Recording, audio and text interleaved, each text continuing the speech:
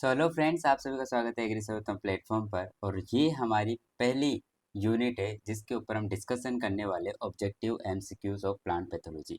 सो देखो, first unit हमारे पास हिस्ट्री ऑफ प्लांट पैथोलॉजी। आज हम इसके एमसीक्यूज देखेंगे। जैसा कि मैंने आपसे पहले ही बोला था कि ये जो हमारी सीरीज है ये ओनली एमसीक्यूज पे बेस्ड होगी। इसमें हम जब ये ऑब्जेक्टिव क्वेश्चन सॉल्व करेंगे तो इसमें छोटे एक्सप्लेनेशन भी हम समझेंगे। ओके, एक्सप्लेनेशन भी देखेंगे थोड़ा थोड़ा हर टॉपिक से related. Okay, so let's start. So देखो, पहला क्वेश्चन है कि हेट्रोसियस नेचर ऑफ जो रस्ट होती है, heteroecious nature of rust was elucidated by, किसने दिया था heteroecious nature of rust? So देखो, एंटोन डी वेरी डेमोन्स्ट्रेट किए थे हेट्रोसियस जो लाइफ साइकिल होती है रस्ट फंगस। वो कौन कौन सी है रस्ट फंगस? पक्सिना ग्रेमिनिस की जब हम बात करते हैं, जो कि व्हीट स्टेम रस्ट कोज करता है। He showed that fungus require two different host. अब वो टू डिफरेंट होस्ट कौन कौन है? वन इज द वीट और सेकंड इज बारबेरी, तो कंप्लीट इट्स लाइफ साइकिल। यानी कि यहाँ पर हेट्रोसियस रस्ट में ये होता है, हेट्रोसियस नेचर में ये होता है कि यहाँ पर एक प्लांट पैथोजन को अपना लाइफ साइकिल कंप्लीट करने के लिए कितने होस्ट की रिक्वायरमेंट होती है? दो होस्ट की। ओके, और वो यहाँ पर क्या है? वीट और बार्ले। सो ये किसने इनिशिएटेड किया था? तो एंटोन डी बेरी ने। देन सेकंड क्वेश्चन है, who is regarded as a father of mycology? So ये तो आपको ही पता होगा कि फादर ऑफ माइकोलॉजी कौन है? P A Micheli. Then third question है हमारे पास, who is regarded as a father of Indian mycology? तो इंडियन माइकोलॉजी के फादर कौन है? इंडियन माइकोलॉजी के फादर है E J Butler. As well as जो इंडियन माइकोलॉजी के जो फादर है उन्हीं को हम क्या बोलते हैं? इंडियन प्लांट पैथोलॉजी के फादर भी बोलते हैं। ओके, तो ये जो इजे बटलर है ये इंडियन प्लांट पैथोलॉजी के भी फादर है, एज वेल एज ये क्या है? माइकोलॉजी के भी फादर है। अब हम बात करते हैं कि सबसे ओल्डेस्ट जो फाइटोपैथोलॉजिकल सोसाइटी है इंडिया के अंदर वो कौन सी है?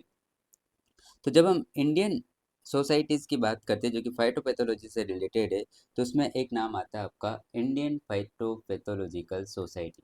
अब इसका इस्टेब्लिशमेंट कब हुआ था? तो इसका इस्टेब्लिशमेंट हुआ था 1947 के अंदर। ओके, इसमें एक और चीज़ आपको ध्यान रखनी है कि इसमें जो जनरल पब्लिश्ड होते हैं इसके, वो कब स्टार्ट हुए थे? तो वो जनरल पब्लिश होना स्टार्ट हुआ था 1948 के अंदर। और जनरल्स का नाम क्या होता था? जनरल्स का नाम क्या होता है? तो वो होता है इंडियन फाइटोपैथोलॉजी। ओके, क्वेश्चन हमारे पास, heterothallism in fungi were discovered by. तो ये इसको डिस्कवर किया था आपका ब्लैक शेली ने, और इनका पूरा नाम होता है ए ब्लैक शेली। और कब डिस्कवर किया था? तो 1904 के अंदर इन्होंने ये डिस्कवर किया था। ओके, अब हेट्रोथेलिज्म का मतलब ये होता है कि इन्होंने क्या देखा कि टू कंपेटेबल मेटिंग टाइप का रिक्वायरमेंट होता है एक सेक्सुअल रिप्रोडक्शन को करने के लिए कुछ फंजाई के अंदर। सेवंथ क्वेश्चन है, नोवा प्लांटेनम जेनेरा वाज ऑथर्ड बाय, किसने लिखी थी? ये लिखी थी आपकी पीए मिचेली ने।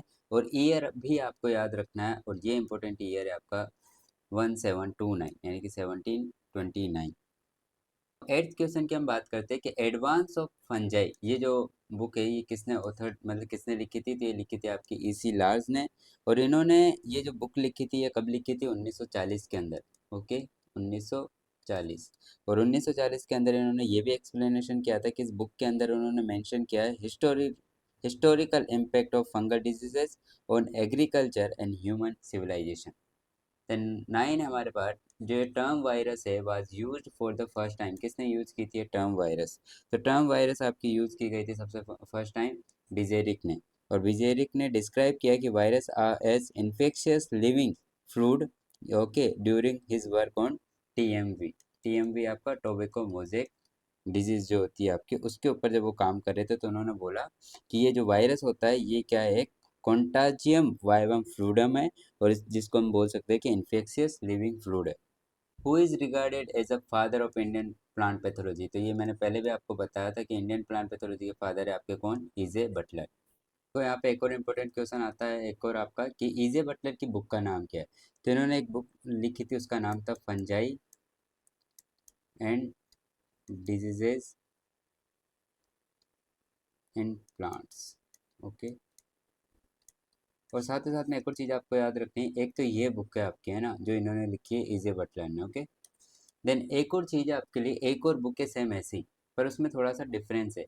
वो बुक का नाम है fungi and plant diseases. Okay, और ये बुक किसने लिखी है आपकी? जो बीबी मुनकर है उन्होंने लिखी है। ओके, हम बात करते हैं व्हीट रस्ट जो साइकिल है इंडिया के अंदर, वो किसने सबसे पहले इल्यूसिएटेड किया था, तो वो थे आपके कौन? केसी मेहता। केसी मेहता ने डिस्कवर किया था the complete life cycle of wheat rust in India, और उन्होंने ये प्रूव किया था कि यहाँ पे जो बारबेरी, जो कि रस्ट साइकिल के अंदर एक अल्टरनेटिव होस्ट होता है, तो यहाँ पर यानी इंडिया के अंदर barberry is not required as a alternative host in India. Okay, 12th question हमारे पास, first plant bacterial disease discovered is, कौन सी थी आपकी? तो वो थी आपकी फायर ब्लाइट ऑफ एप्पल। और एक कौन कोज करता है? तो फायर ब्लाइट ऑफ एप्पल का जो कोजल एजेंट है वो कौन है आपका? इरविनिया एमाइलोवोरा।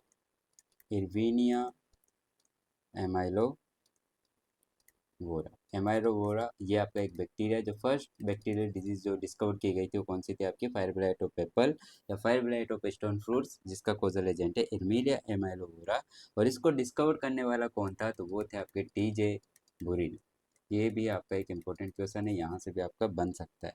और ये हुआ था आपका 1978 के अंदर। अब हम बात करें who of the following first prove that fungi cause plant diseases, यानी कौन थे जिन्होंने सबसे पहले ये प्रूव किया कि फंजाई डिजीजेस कोज कर सकते हैं प्लांट के अंदर? तो वो थे आपके कौन? Anton de very. ओके, अब एंटोन डी वेरी ने किस पे काम किया था जिससे ये प्रूव हुआ?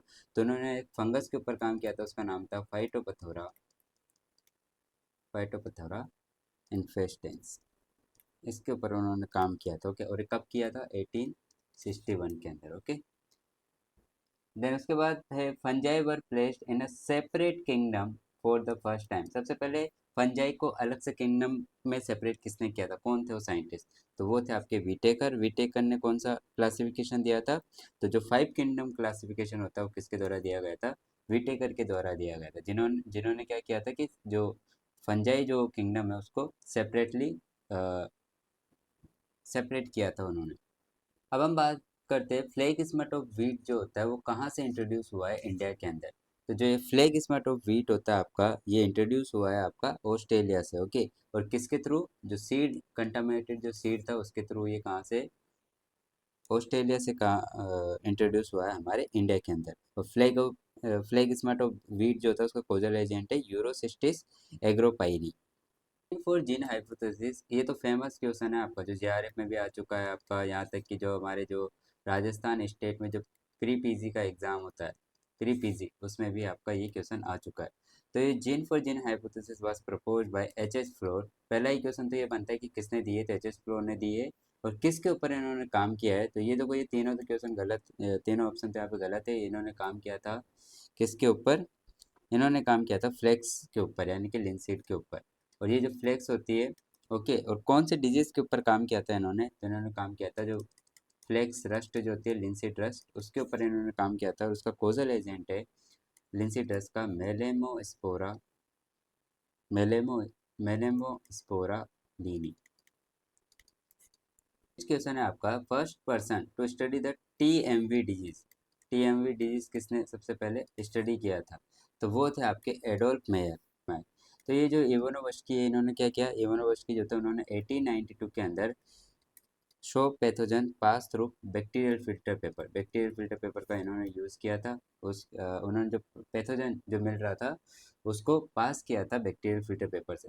देन जो आपके बिजेरी के, उन्होंने तो के वायरस टर्म दी थी। इसके अलावा उन्होंने वाइवम कॉन्टाजियम वाइवम फ्लूडम जो स्टेटमेंट है वो भी दिया था। देन स्टेनले ने क्या किया? स्टेनले ने आपका 1935 के अंदर वायरस का क्या किया था? क्रिस्टलाइजेशन किया था। सॉरी, टीएमवी का क्या किया था? क्रिस्टलाइजेशन किया था। ओके, ये भी आपके लिए बहुत इंपॉर्टेंट क्वेश्चन है, यहाँ से भी आपका क्वेश्चन बना हुआ है अभी तक। स्टेनले ने वायरस के अंदर क्या अपना रोल प्ले किया था? तो उन्होंने 1935 के अंदर क्रिस्टलाइजेशन किया था टीएमवी का। अब हम बात करें first book on plant pathology, the diseases of cultivated crops, their causes and control was written by. पहला क्वेश्चन तो यहाँ से यही बनता है कि फर्स्ट जो टेक्स्ट बुक या फर्स्ट जो बुक है प्लांट पैथोलॉजी की वो कौन सी है? तो वो है the diseases of cultivated crop, their causes and control was. Okay, then इसके बाद अगर हम बात करें ये लिखी किन्होंने, तो ये लिखी थी आपके जे कुहन ने। ओके, और लिखी कब थी? अगर ईयर पूछा जाए आपसे तो ईयर होता है इसका